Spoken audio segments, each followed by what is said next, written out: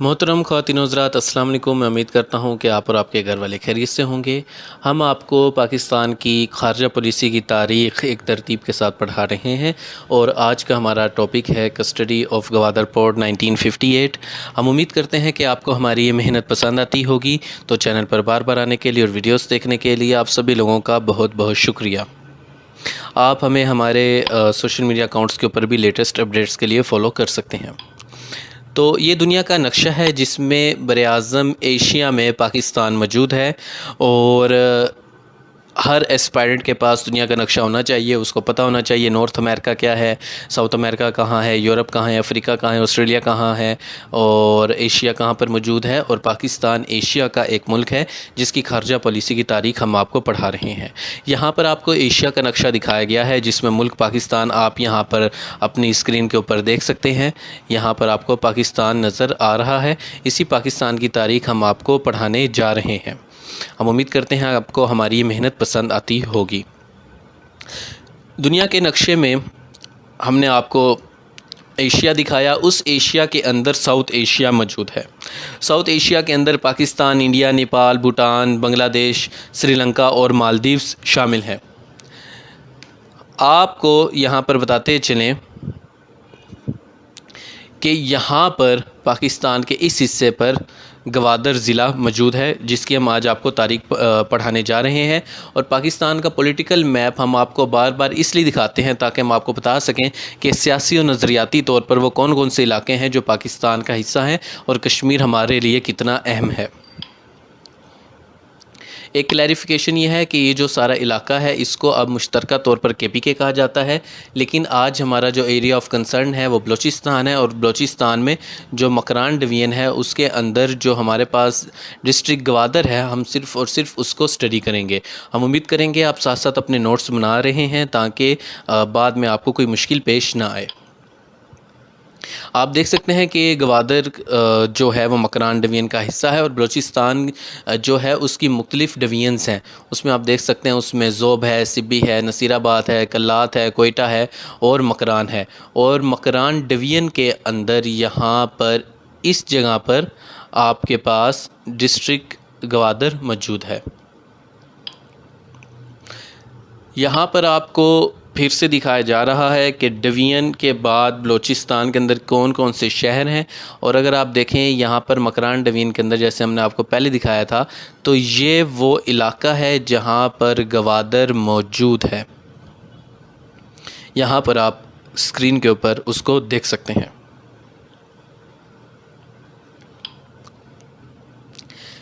گوادر جو ضلع ہے اس کے اندر 4 چھوٹے شہر ہیں جن میں جیوانی ہے، آف کورس گوادر ہے، پسنی ہے اور ارمارہ ہے۔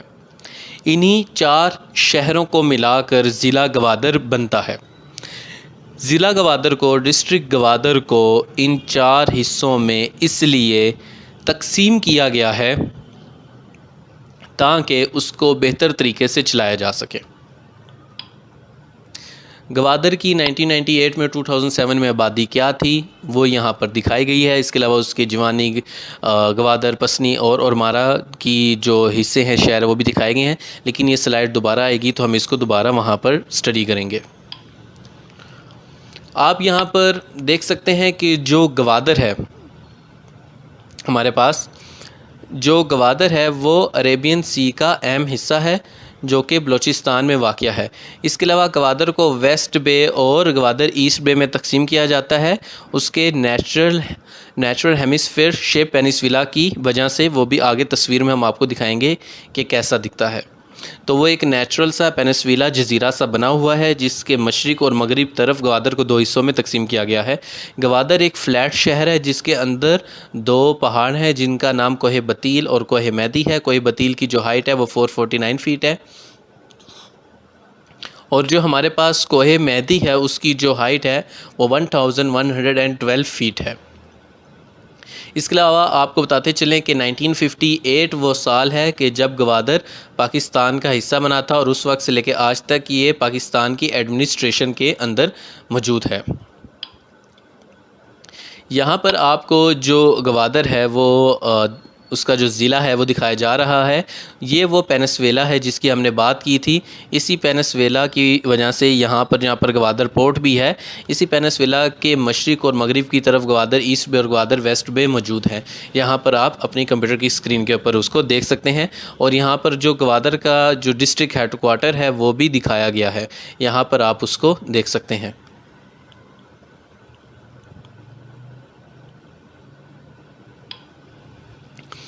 تو اگر ہم بات کریں گوادر کی اہمیت کی، تو گوادر ایک بہت ہی اہم شہر ہے جو کہ چائنیز کے لیے بہت ہی اہمیت کا حامل ہے۔ وہ یہاں سے اپنی سستی ٹریڈ وغیرہ کرتے ہیں اور بہت زیادہ فائدہ اٹھاتے ہیں۔ اس کے علاوہ گوادر پاکستان کے چند پلین شہروں میں سے ایک ہے، اور ہم نے جیسے آپ کو پہلے بتا دیا ہے کہ گوادر ایک پلین شہر ہے جس کے اندر 2 پہاڑ بھی موجود ہیں، اور جیسے میں آپ کو پہلے بتایا کہ گوادر کی جو ڈسٹرکٹ ہے اس کو ہم پھر فردر ڈیوائیڈ کرتے ہیں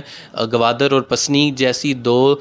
تحصیلوں میں، اور پھر اس کے علاوہ اس کی سب تحصیلیں بھی ہیں، اور گوادر کے اندر جیوانی پھر آ جاتا ہے اور پسنی کے اندر اور مارا آ جاتا ہے۔ اس کے علاوہ جو گوادر ہے یہ 600 کلومیٹر لمبی کوسٹ لائن رکھتا ہے۔ اگر آپ یہاں پر دیکھیں 600 کلومیٹر لمبی کوسٹ لائن گوادر کے پاس موجود ہے، اور یہ مکران کی جو پٹی ہے وہاں پر موجود ہے، اور مکران کی اپنی ایک رچ ہسٹری ہے، اور وہ رچ ہسٹری ہم آپ کو آگے پڑھائیں گے، اور مکران کی رچ ہسٹری، گوادر کی رچ ہسٹری آگے آپ پڑھنے والے ہیں۔ جیسے کہ ہم نے آپ کو بتایا کہ آپ کے پاس مختلف سب ڈویژن ہے، مطلب کہ جیوانی شہر ہے آپ کے پاس، پھر گوادر شہر ہے، اور یہ دونوں ایک ہی یونٹ کے اندر رکھے جاتے ہیں۔ پھر پسنی کی آگے ڈویژن میں اور مارا بھی شامل ہے، اور یہ ساری کی ساری مکران کوسٹ ہے، یعنی کہ اگر آپ یہاں سے چلتے جائیں اور کراچی تک پہنچیں تو اس سارے کو مکران کوسٹ کہتے ہیں۔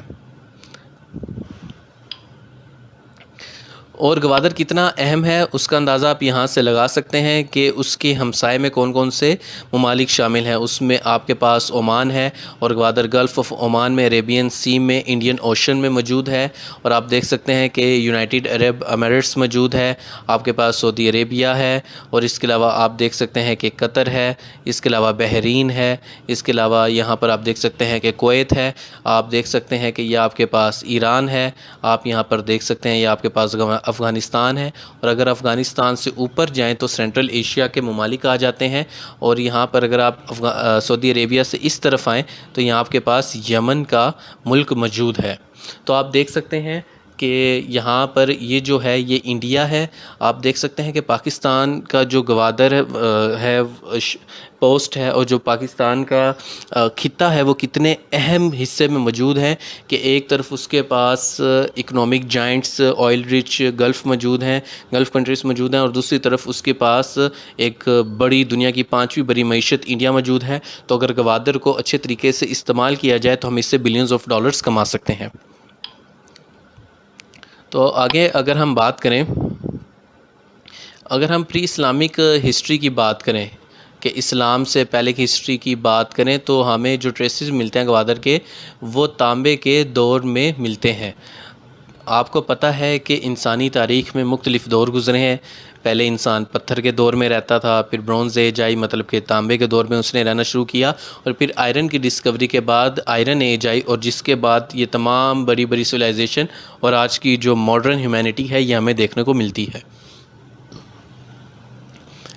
اور اس کے علاوہ ہم آپ کو بتاتے چلیں کہ جو مکران ہے وہ اس کو مکران اس لیے کہتے ہیں کہ یہاں پر موقع یا ماکا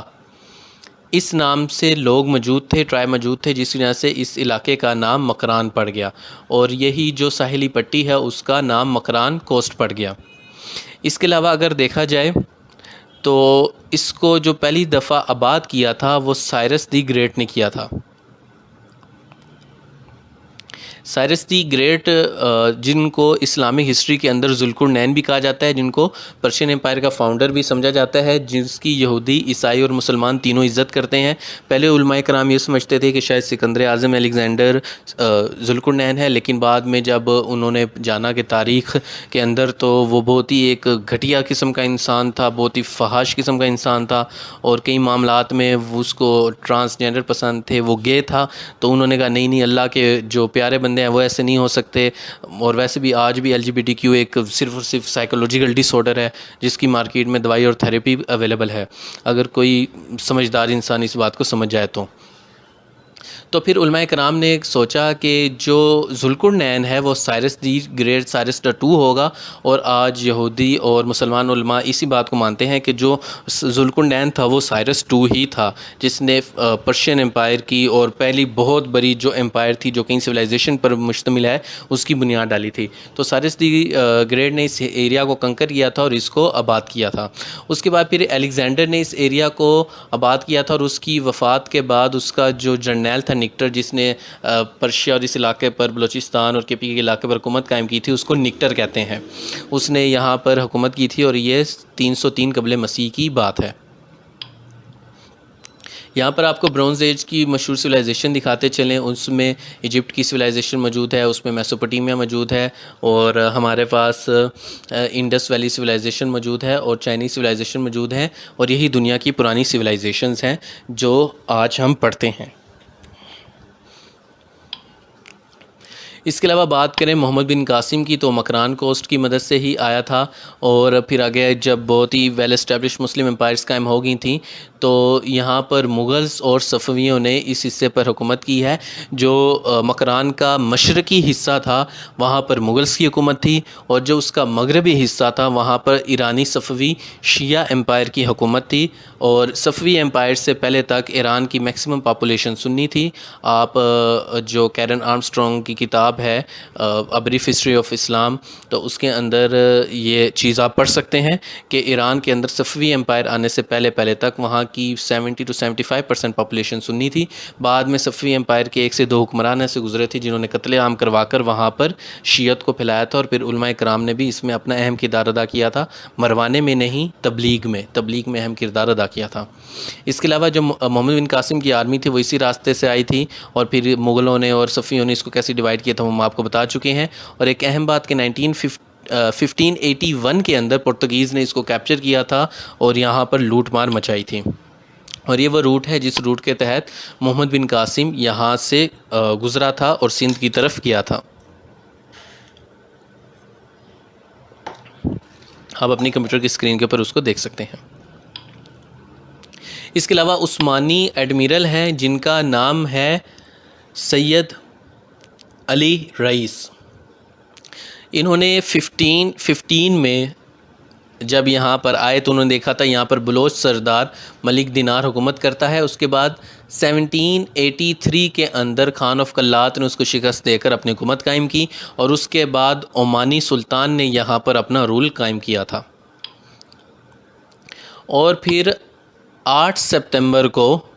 1858 کے اندر گوادر آفیشلی پاکستان کا حصہ بنا تھا۔ اس وقت یہ ایک ڈیولپنگ ولیج تھا، اور اس سے پہلے یہ کس کا حصہ تھا؟ عمان کا حصہ تھا۔ اور ان جولائی 1977 پاکستانی گورنمنٹ نے اس کو انٹیگریٹ کیا تھا بلوچستان کے اندر، اور اس کا جو ڈسٹرکٹ ہیڈ کوارٹر تھا وہ نیولی فارمڈ گوادر ڈسٹرکٹ تھا۔ اس کے بعد پھر سن 2002 کے اندر پاکستانی حکومت نے یہاں پر ترقیاتی کام شروع کیے تھے جو کہ 1993 کے پلان کے مطابق تھی۔ 1993 کے اندر پلان بنایا گیا تھا کہ گوادر کو ایک major deep sea port area بنانا ہے۔ 2002 میں اس کے اندر کام شروع ہوا، اور اس کا پہلا فیز کافی حد تک 2004 کے اندر مکمل ہو گیا تھا۔ تو ملک فیروز خان نون وہ شخصیت ہیں جن کی سربراہی میں جب وہ وزیر اعظم تھے گوادر کے پاکستان میں آنے کے پیپر ورک کمپلیٹ ہوئے تھے۔ تو 2005 کے اندر جو گوادر ہے اس کا جو پورٹ کا میکسیمم کام مکمل ہو گیا تھا، جو 22 دسمبر سن 2002 کو شروع ہوا تھا، اور گوادر پورٹ آپریشنل ہوا تھا سن 2009 کے اندر، لیکن سن 2007 کے اندر پرویز مشرف اور چائنیز کمیونیکیشن منسٹر نے وہاں پر اس کا آپریشن کا افتتاح کیا تھا، اور سن 2008 کے اندر پہلی شپ کینیڈا سے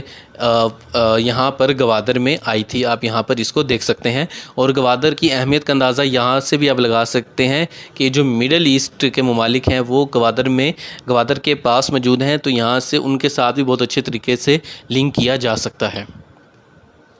اور گوادر کی 1998 کے اندر پاپولیشن تھی 1,78,989، جس میں 93% آپ کے پاس مسلمان تھے، اور 2005 میں اس کی آبادی 2.5 لاکھ کے قریب تھی۔ اس کے علاوہ سن 2007 کے اندر پاکستانی حکومت نے اس کو 40 سال کے لیے ٹیکس فری زون بنا دیا تھا، اور جیسے کہ سنگاپور نے 25 سال کے لیے اپنے ایریا کو بنایا تھا۔ تو ہمیں اس کا بہت زیادہ فائدہ اس لیے نہیں ہو سکا کیونکہ انٹرنیشنلی پاکستان کو as a terror sponsor state بہت ہی زیادہ بدنام کیا جاتا ہے،